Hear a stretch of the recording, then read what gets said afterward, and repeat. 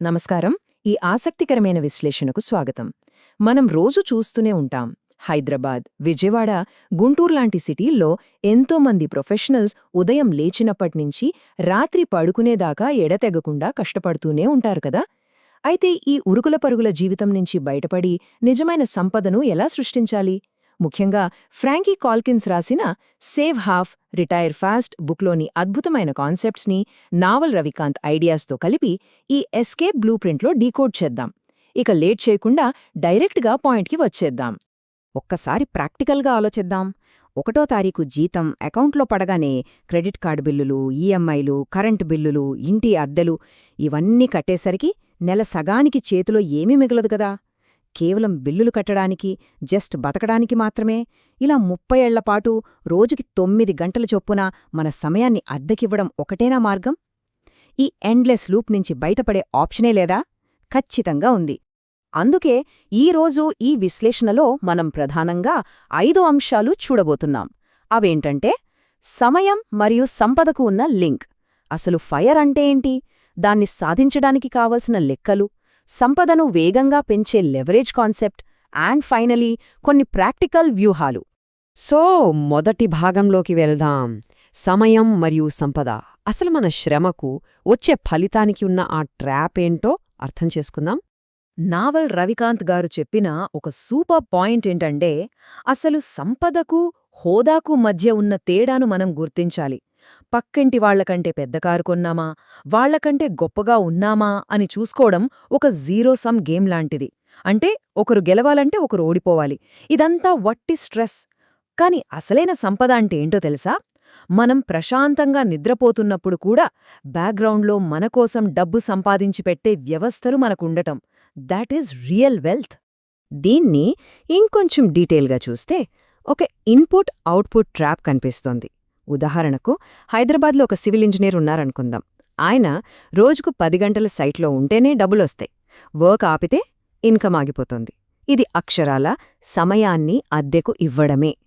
అదే కృష్ణ జిల్లాలో ఒక రైస్ మిల్ ఓనర్ని చూస్తే తనొక సిస్టమ్ని క్రియేట్ చేసి మేనేజర్స్ని పెట్టి దాన్ని ఆటోమేట్ చేశారు. ఆయనక్కడ లేకపోయినా ఇన్కమ్ జనరేట్ అవుతూనే ఉంటుంది. ఈక్విటీని బిల్డ్ చేయడమంటే ఇదే. మనం లేకపోయినా పనిచేసే సిస్టమ్ ఉండాలి. మరి ఆ సిస్టమ్స్ని ఎలా బిల్డ్ చెయ్యాలి? ఇక్కడే స్పెసిఫిక్ నాలెడ్జ్ అనే కాన్సెప్ట్ వస్తుంది. ఇది ఏ స్కూల్లోనో కాలేజ్లోనో నేర్పించేది కాదు. మనకున్న సహజమైన ఆసక్తి, అనుభవంతో వచ్చేది. ఫర్ ఎగ్జాంపుల్, నెల్లూరులో యూట్యూబ్ ఆల్గారిథమ్స్ని ఔపోసన పట్టిన ఒక డిజిటల్ క్రియేటర్ స్కిల్ని ఎవ్వరూ కాపీ కొట్టలేరు కదా.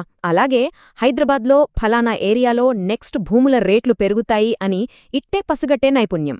ఇలాంటి యునీక్ స్కిల్స్ ఉంటే ఆటోమేటిక్గా మనకంటూ ఒక సాలిడ్ అడ్వాంటేజ్ వచ్చేస్తుంది. సరే, ఇప్పుడు రెండో విభాగానికి వద్దాం. అసలు ఈ ఫైర్ ఎఫ్ఐఆర్ఈ అంటే ఏంటి? ఈ ఎస్కేప్ ప్లాన్ వెనక ఉన్న అసలు రహస్యమేంటి? ఫైర్ అంటే ఫినాన్షియల్ ఇండిపెండెన్స్, రిటైర్ ఎర్లీ. సింపుల్గా చెప్పాలంటే 60 ఏళ్ల వయసు వచ్చేదాకా వెయిట్ చెయ్యకుండా 30 లేదా 40 ఏళ్లకే ఆర్థిక స్వాతంత్ర్యం సాధించడం. ఫ్రాంకీ కాల్కిన్స్ తన popular book save half retire ఫాస్ట్లో చెప్పినట్లు మన ఇన్కమ్ని పెంచుకుని అగ్రెసివ్గా సేవ్ చేసి ఆ డబ్బుని ఇన్వెస్ట్ చేయడం ద్వారా మన భవిష్యత్తు సమయాన్ని మనమే తిరిగి కొనుక్కోవడమే ఈ కాన్సెప్ట్ అసలు ఉద్దేశం. ఇట్స్ లైక్ బయింగ్ బ్యాక్ ఆ ఫ్రీడమ్. అయితే అందరి గోల్స్ ఒకేలా ఉండవు కదా. అందుకే ఈ ఫైర్లో ముఖ్యంగా 4 స్టైల్స్ ఉంటాయి. లైఫ్లో ఎలాంటి కాంప్రమైజ్ లేకుండా విలాసవంతంగా బతకాలనుకునే వాళ్లకి ఫ్యాట్ ఫైర్, చాలా సింపుల్గా తక్కువ ఖర్చుతో జీవించేవాళ్లకి లీన్ ఫైర్, అలా అని పూర్తిగా ఖాళీగా ఉండకుండా నచ్చిన పార్ట్ టైం వర్క్ చేసుకుంటూ ప్రశాంతంగా ఉండేవాళ్లకి బ్యారిస్టా ఫైర్, ఇక యవ్వనంలోనే భారీగా ఇన్వెస్ట్ చేసేసి ఆ తర్వాత ఆ పెట్టుబడుల వృద్ధితోనే బతికేసేవాళ్ల కోసం కోస్ట్ ఫైర్. మన లైఫ్ స్టైల్కి ఏది సెట్ అవుతుందో అది సెలెక్ట్ చేసుకోవడమే. ఓకే, థియరీ బానే ఉంది, కానీ ప్రాక్టికల్గా ఇది ఎలా వర్కౌట్ అవుతుంది? ఇప్పుడు మూడో విభాగంలో ఈ ఫైర్ సాధించడానికి కావలసిన అసలైన లెక్కలు చూద్దాం. మ్యాథ్స్ మ్యాజిక్ ఇక్కడే మొదలవుతుంది. ముందుగా ఈ నంబర్ను బ్రెయిన్లో ప్రింట్ చేసేసుకోండి. 25. అదే 25x రూల్. అంటే ఏంటంటే ఒక సంవత్సరానికి మనకి బతకటానికి ఎంత ఖర్చవుతుందో దాన్ని 25తో మల్టిప్లై చేయాలి. ఫర్ సపోజ్ సంవత్సరానికి 10 లక్షలు ఖర్చవుతుంది అనుకుంటే రిటైర్ అయ్యే సమయానికి మన దగ్గర అక్షరాల 2.5 కోట్ల రూపాయల కార్పస్ ఉండాలి. అప్పుడు ఫైర్ సాధించినట్టే. మరి ఆ 2.5 కోట్లొచ్చాక ఏం చెయ్యాలి? దానికి సమాధానమే ఈ 4% రూల్. మనం కూడబెట్టిన కార్పస్లోంచి ప్రతి సంవత్సరం మ్యాక్సిమం 4% మాత్రమే విత్డ్రా చేసుకోవాలి. ఇలా చేస్తే ఏమవుతుందంటే మార్కెట్ గ్రోత్ వల్ల మన అసలు డబ్బు కరిగిపోకుండా మన లైఫ్ టైం అంతా చాలా సెక్యూర్డ్గా ఉంటుంది. ఇక్కడే చాలామంది ఒక తప్పు చేస్తుంటారు.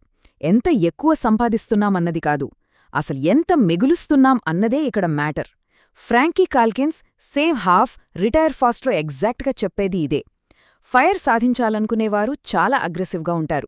తమ ఆదాయంలో ఏకంగా 50-70% వరకు ఆదా చేసి పెట్టుబడిగా పెడతారు. అంటే అనవసరపు ఖర్చులను నిర్దాక్షిణ్యంగా కత్తిరించి సేవింగ్స్ రేటును భారీగా పెంచుకుంటారన్నమాట. It's all about what we keep, not what we earn. ఇప్పుడు 4వ విభాగంలోకి ఎంటర్ అవుతున్నాం. సంపదను స్పీడ్గా పెంచే ఆయుధం లెవరేజ్. మన శ్రమను, ఫలితాన్ని ఎలా వేరు చేయొచ్చో ఇక్కడ చూద్దాం.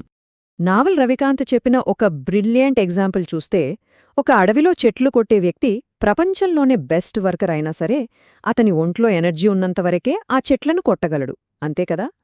కాని ఒక సాఫ్ట్వేర్ ఇంజనీర్ని తీసుకోండి. తాను ఒక్కసారి కోడ్ రాస్తే చాలు, అది కోట్ల మందికి ఒకేసారి సేవలందిస్తుంది. ఇక్కడ అర్థం చేసుకోవాల్సిన పాయింటేంటంటే, ఆ సాఫ్ట్వేర్ ఇంజనీర్ తన శ్రమను, అవుట్పుట్ని డీటాచ్ చేశాడు. అదే నిజమైన పవర్. ఈ లెవరేజ్లలో మెయిన్గా 3 రకాలుంటాయి. ఫస్ట్ది లేబర్, అంటే మన కింద 10 మందిని పెట్టి పని చేయించుకోవడం. సెకండ్ది క్యాపిటల్, అంటే మన దగ్గరున్న డబ్బును పెట్టుబడిగా పెట్టి దాని ద్వారా ఇంకా డబ్బును అట్రాక్ట్ చేయడం. అయితే ఈ రెండింటికి ఇతరుల కోఆపరేషన్ లేదా బ్యాంకుల సపోర్ట్ కావాలి. కానీ మూడోదుందే కోడ్ మరియు మీడియా. ఇది అల్టిమేట్. ఒక యూట్యూబ్ వీడియో తీయాలన్నా, ఒక యాప్ క్రియేట్ చేయాలన్నా ఎవరి పర్మిషన్ అక్కర్లేదు. ఒక్కసారి దాన్ని ఇంటర్నెట్లో వదిలితే మనం ప్రశాంతంగా నిద్రపోతున్నా సరే అది మనకోసం పనిచేస్తూనే ఉంటుంది. ఒక రకంగా ఇది మన డిజిటల్ ఆర్మీ అన్నమాట. ఇక final and most important section, విభాగం 5, ప్రాక్టికల్ స్ట్రాటజీస్. ఇవన్నీ వినడానికి బాగున్నాయి కానీ మన లోకల్ సిచ్యువేషన్స్కి, మన ఇండియాలో దీన్ని ఎలా ఎగ్జిక్యూట్ చేయాలో చూద్దాం. స్టెప్ 1, ఖచ్చితంగా నెలవారీ ఖర్చులను ట్రాక్ చేయాలి. ఎక్కడ రూపాయి లీక్ అవుతుందో తెలిస్తేనే దాన్ని ఆపగలం. ఆ తర్వాత పొదుపు రేటును అగ్రెసివ్గా పెంచాలి. కేవలం అకౌంట్లో దాచుకుంటే లాభం లేదు. ఆ డబ్బును స్టెప్అప్ సిప్ ద్వారా ఇండెక్స్ ఫండ్స్లోనో, ఈపీఎఫ్లోనో రెగ్యులర్గా ఇన్వెస్ట్ చేయాలి. అండ్ ఇంకో రూల్ ఏంటంటే, ఒకే అసెట్లో కాకుండా ఈక్విటీ, రియల్ ఎస్టేట్ లాంటి వేర్వేరు అసెట్ క్లాసెస్లో డైవర్సిఫై చేయాలి.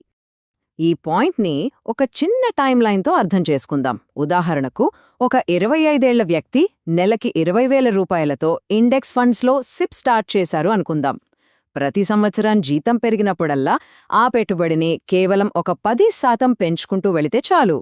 ఈ కాంపౌండింగ్ మ్యాజిక్ వల్ల కరెక్ట్గా 20 ఏళ్లకి, అంటే 45 ఏళ్ల వయసు వచ్చేసరికి సింపుల్గా 3 కోట్ల రూపాయల కార్పస్ రెడీ అయిపోతుంది. It's absolutely possible. కాకపోతే డిసిప్లిన్ చాలా ముఖ్యం. అయితే ఇదంతా సాఫీగా జరిగిపోదు. ఈ జర్నీలో కొన్ని మిస్టేక్స్ అస్సలు చెయ్యకూడదు. ముఖ్యంగా అందరికీ సైలెంట్ కిల్లర్ అయిన ద్రవ్యోల్బణం, అంటే ఇన్ఫ్లేషన్ని అస్సలు మర్చిపోకూడదు.